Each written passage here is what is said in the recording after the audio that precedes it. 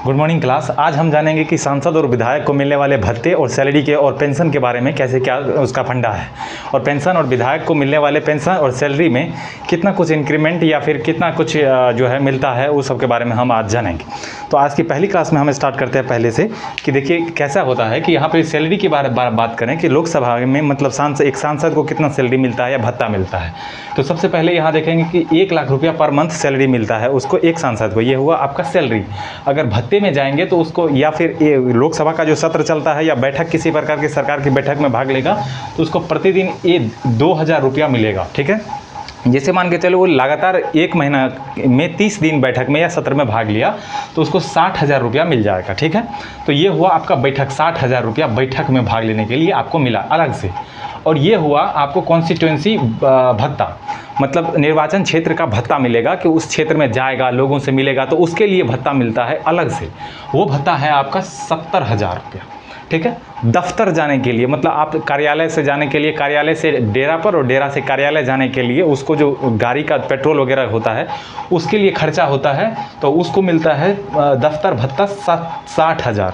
तो टोटल मिला के 2,90,000 रुपया पर मंथ एक सांसद को मिलता है। ठीक है, अब वहीं बिहार विधानसभा की बात करें कि एक विधायक को कितना सैलरी मिलता है, तो एक बिहार विधानसभा के लिए जो एक विधायक होता है उसको सैलरी मिलता है आपका 40,000 रुपया पर मंथ। ठीक है, और एक उसी के भत्ता की बात करें तो सत्र में या बैठक में भाग लेने के लिए सरकार की तरफ से उसको 2,000 रुपया पर डे मिलता है। अगर 30 दिन वो बैठक में भाग ले रहा है तो उसको 60,000 रुपया मिल जाएगा। ठीक है, ये बैठक हमेशा नहीं चलता रहता है, कभी चलता है कभी नहीं भी चलता है। तो कॉन्स्टिट्यूएंसी भत्ता मिलेगा इसको 50,000 रुपया। यहाँ 70,000 था, यहाँ 50,000 रुपया है। ठीक है, आपको फ़ोन कॉल भत्ता मिलता है विधायक को 10,000 रुपया, और मेडिकल हेल्थ के लिए प्रति महीना जो है उसको मिलता है 10,000 प्रति महीना। आपको पर मंथ जो है 10,000 रुपया फ़ोन कॉल के भत्ता भी मिलता है और मेडिकल हेल्थ के लिए भी भत्ता मिलता है।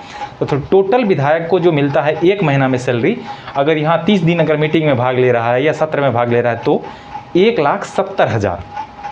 यहाँ पर भी अगर 30 दिन मीटिंग में भाग ले रहा है या सत्र में भाग ले रहा है तो उसको मिलता है 2,90,000 रुपया पर मंथ सैलरी या भत्ता, दोनों मिला करके मिलता है। ठीक है, ये तो हो गया आपका हैंड टू हैंड कितना मिल रहा है जब वो विधायक है या सांसद है। ठीक है, विधायक के लिए ऊपर दिया गया था और सांसद के लिए नीचे।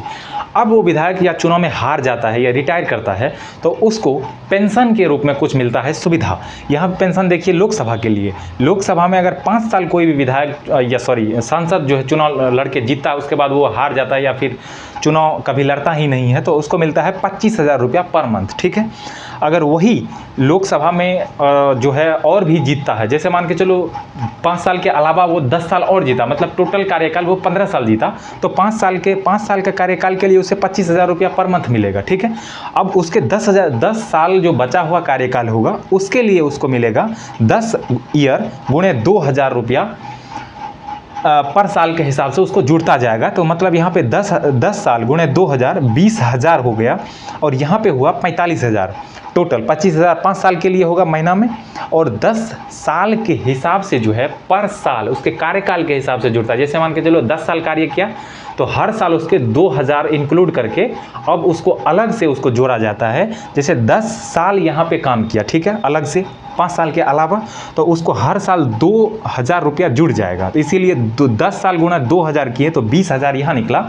ये 10 साल के लिए पेंशन हुआ, और ये 5 साल के लिए। जब टोटल मतलब 15 साल के कार्यकाल के बाद वो रिटायर होगा या फिर वो चुनाव नहीं लड़ेगा या हार जाएगा तो उसको टोटल पेंशन मिलेगा 45,000 रुपया पर मंथ। ठीक है, अब वहीं बिहार विधानसभा के लिए अगर बात करेंगे तो वहाँ 35,000 रुपया पर मंथ मिलता है। यहाँ 25,000 पर मंथ था तो विधायक के लिए यहाँ 35,000 पर मंथ था। हर स्टेट के लिए अलग अलग हो सकता है ये पेंशन। ठीक है, अगर वो 5 साल के लिए चुनाव लड़ता है या फिर जीत जाता है तो उसको 5 साल के लिए मिलेगा 35,000 रुपया पर मंथ। अगर वो और जीतता है, मान के चलो 10 साल जीत गया और मतलब टोटल कार्यकाल उसका 15 साल हुआ, तो 10 साल के लिए उसको 3,000 रुपया पर साल के हिसाब से जोड़ा जाएगा। जैसे 10 साल जीता तो 3,000 रुपया उसको पर साल के हिसाब से जोड़ा जाएगा, तो वहाँ पे हो जाएगा आपको 30,000 रुपया। अब जब 30,000 रुपया होगा तो ये हो जाएगा दोनों मिला के, मतलब 35,000 ये और ये 30,000 ये, तो 65,000 रुपया पर मंथ मिलेगा वहाँ पे उसको पेंशन।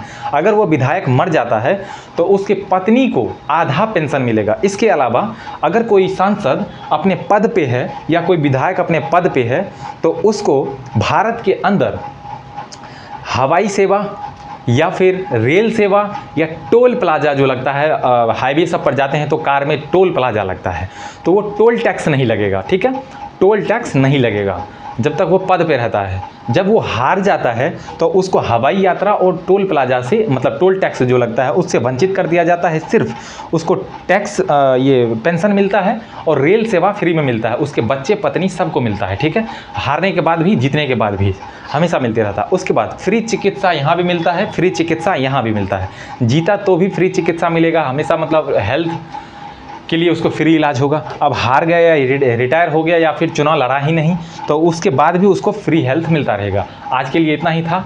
आज विधायक और सांसद का पोल खोल के रख दिए हैं। अगले वीडियो में और आएंगे, तब तक के लिए जय हिंद।